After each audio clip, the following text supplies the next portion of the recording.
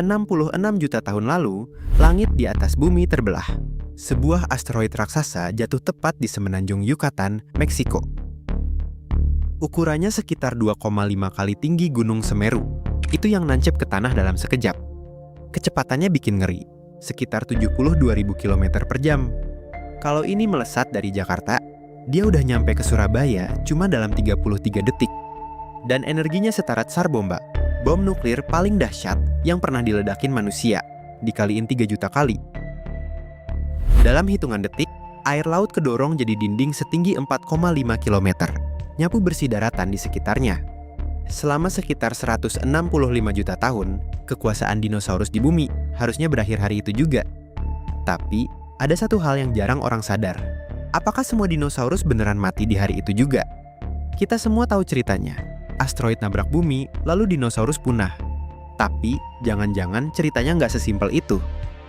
Sekitar 75% dari semua spesies di bumi lenyap gara-gara peristiwa ini.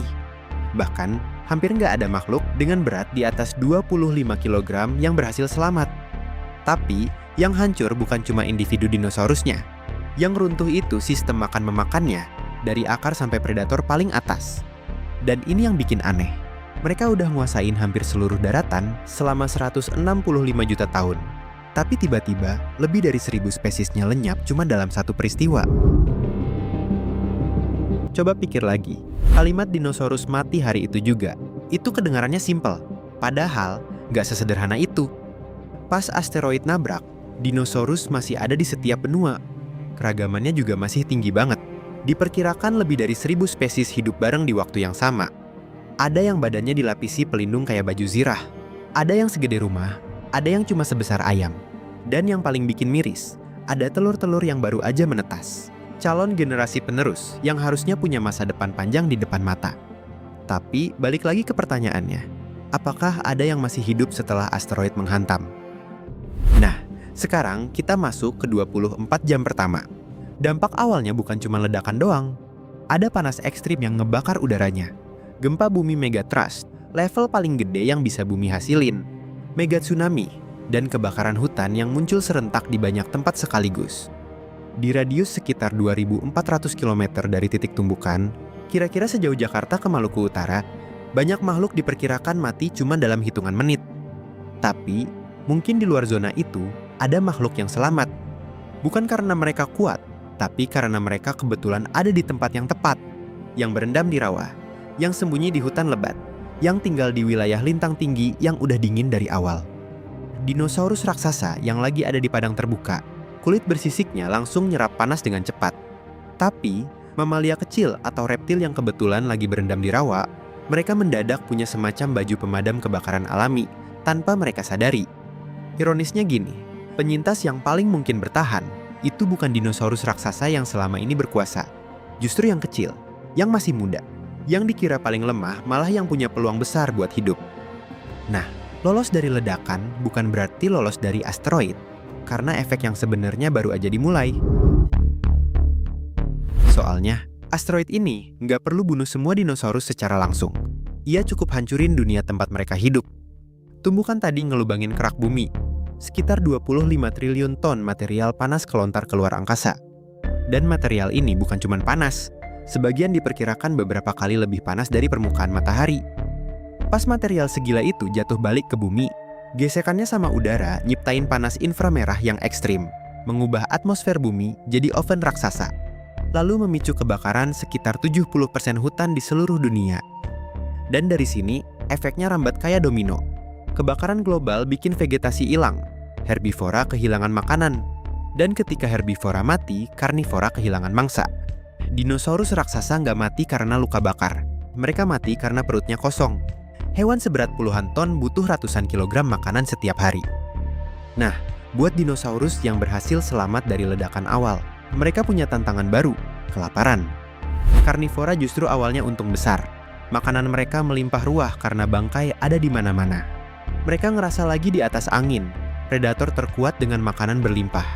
Tapi, mereka nggak sadar satu hal, kalau bangkai itu nggak akan ada lagi besok. Setelah daratan cuma nyisain tulang belulang, fase terakhir tiba, yang ngunci nasib bumi selama puluhan tahun ke depan. Fase itu dimulai dari langit. Debu dari ledakan tadi masih ngambang di atmosfer, bikin sinar matahari nggak bisa nembus ke bumi. Suhu permukaan ikut merosot, diperkirakan turun sekitar 20 derajat Celcius. Tumbuhan nggak bisa fotosintesis. Proses paling dasar buat kehidupan di bumi berhenti total setidaknya 2 tahun. Jadi, dinosaurus yang berhasil selamat dari asteroid sekarang harus bertahan hidup di planet tanpa matahari buat numbuhin makanan. Dan disinilah pertanyaan sebenarnya. Berapa lama populasi terakhir itu bisa terus hidup? Sekarang, kita masuk ke bagian yang bikin banyak orang mikir ulang soal kata punah. Para penyintas ini nggak mati bareng. Kemungkinannya, ada yang bertahan dalam beberapa minggu, ada yang beberapa bulan, bahkan mungkin ada yang beberapa tahun. Yang menarik, kepunahan itu ternyata nggak selalu kelihatan kayak ledakan. Kadang bentuknya lebih pelan dari itu. Satu generasi mati, generasi berikutnya jumlahnya lebih sedikit. Reproduksi mulai gagal, terus populasinya perlahan-lahan menghilang sampai benar-benar nol. Ini lebih kayak baterai lobet yang pelan-pelan mati total. Salah satu penelitian nyebutin, debu sisa ledakan itu bisa bertahan di atmosfer sampai 15 tahun dan bikin suhu global anjlok sampai 15 derajat Celcius. Tapi, ini bukan soal kapan dinosaurus dipastikan punah. Ini soal berapa lama langit butuh waktu buat bersih lagi. Nah, soal kepunahannya sendiri, ada perdebatan yang mengusulkan bahwa populasi dinosaurus terakhir mungkin baru benar-benar menghilang hingga puluhan ribu tahun kemudian. Logikanya, populasi kecil yang selamat dari musim dingin nuklir bisa aja berkembang biak di dunia yang udah sepi pesaing. Generasi demi generasi bisa terus lahir. Dan proses ini bisa aja terus berlangsung diam-diam selama ribuan tahun tanpa ada yang tahu. Tapi, dunia di sekeliling mereka udah berubah drastis selama periode itu. Mamalia mulai bertambah besar, serangga meningkat pesat, kura-kura dan buaya jadi salah satu hewan terbesar yang tersisa. Buktinya ada di Colorado dan New Mexico. Para ilmuwan nemuin fosil Hadrosaurus, Tyrannosaurus, Ankylosaurus, sampai Triceratops di lapisan batuan yang namanya Ojo Alamo Sandstone, tepatnya di cekungan San Juan. Anehnya, fosil-fosil ini kelihatan berasal dari zaman Paleosen, alias sekitar 500.000 tahun setelah asteroid menghantam. Yang bikin makin aneh, fosil ini nggak ditemuin di tempat yang jauh dari lokasi bencana, justru relatif dekat sama kawah tumbukan di Meksiko. Nah, gimana caranya mereka bisa bertahan tepat di dekat pusat kiamat? Ada 3 skenario yang coba jelasin ini. Skenario pertama, tempat perlindungan. Cekungan San Juan purba diduga punya struktur ngarai yang dalam. Ketika gelombang panas ekstrim nyapu daratan di atasnya, kedalaman ngarai inilah yang ngelindungin mereka. Skenario kedua yang paling masuk akal, migrasi dari utara. Mereka mungkin berasal dari Alberta, Kanada, yang letaknya jauh di utara. Jadi, dampak langsungnya lebih ringan. Tapi, begitu makanan berkurang drastis, mereka mulai bergerak ke selatan, nyari wilayah kecil yang masih bisa nopang kehidupan, kayak cekungan San Juan. Skenario terakhir, ini yang paling menarik. Mungkin semua dinosaurus dewasa mati duluan, tapi telur-telurnya masih aman, ketimbun di sarang bawah tanah atau gundukan pasir basah. Begitu keadaan agak membaik, telur-telur ini baru menetas. Dan dari situ, populasi baru mulai terbentuk di zaman Paleosen. Tapi, sebelum kamu percaya sama 3 skenario tadi, ada satu masalah besar yang bikin semuanya perlu dipertanyakan ulang. Fosil itu bisa berpindah tempat. Ini kritik utama yang muncul. Fosil dinosaurus yang ditemuin di cekungan San Juan itu mungkin aja bukan dari zaman Paleosen, tapi dari lapisan batuan yang jauh lebih tua. Coba ikutin rantainya. Ratusan ribu tahun setelah asteroid jatuh, ada banjir bandang gede yang ngikis lapisan batuan tua zaman Kapur. Tempat dinosaurus asli ini awalnya terkubur. Aliran air yang kuat itu ngebongkar tanahnya, ngelepasin kerangka yang udah membatu, terus hanyutin ke dataran yang lebih rendah kayak cekungan San Juan. Di sana, dia tenggelam dan ketimbun lagi, kali ini di lapisan lumpur pasir yang lebih muda dari zaman Paleosen. Hasilnya, dinosaurus ini kelihatan hidup setelah asteroid menghantam. Padahal, fosilnya cuma pindah tempat. Konsep ini disebut reworking atau redeposisi fosil. Tapi, peneliti awal yang nemuin fosil ini nggak terima gitu aja. Mereka bilang, tulang-tulang ini nggak mungkin cuma hanyut dan numpuk asal-asalan. Nah, bukti paling kuat mereka datang dari tim US Geological Survey yang nemuin satu kerangka Hadrosaurus dengan 34 tulang yang masih tersusun sempurna.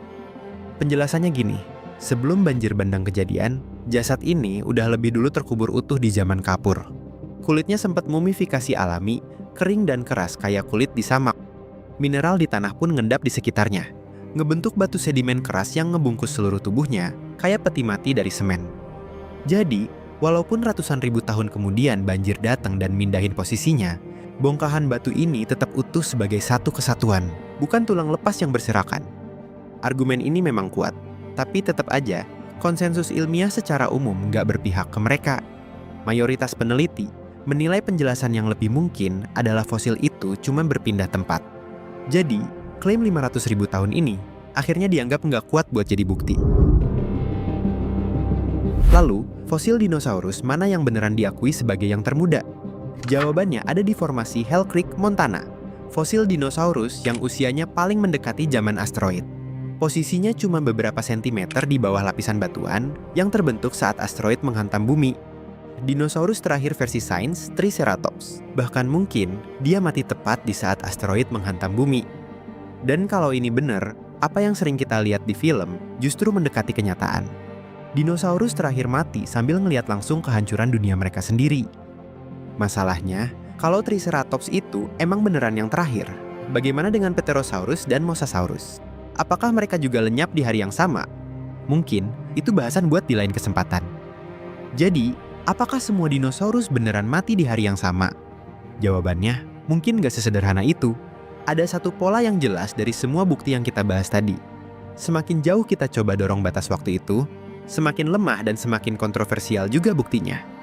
Mungkin itu emang sifat dasar dari kepunahan. Gak selalu berbentuk ledakan yang jelas kapan mulai dan kapan selesainya. Kadang, ini lebih kayak nyala lilin yang meredup pelan-pelan, sampai suatu titik kamu gak sadar kapan tepatnya apinya beneran padam.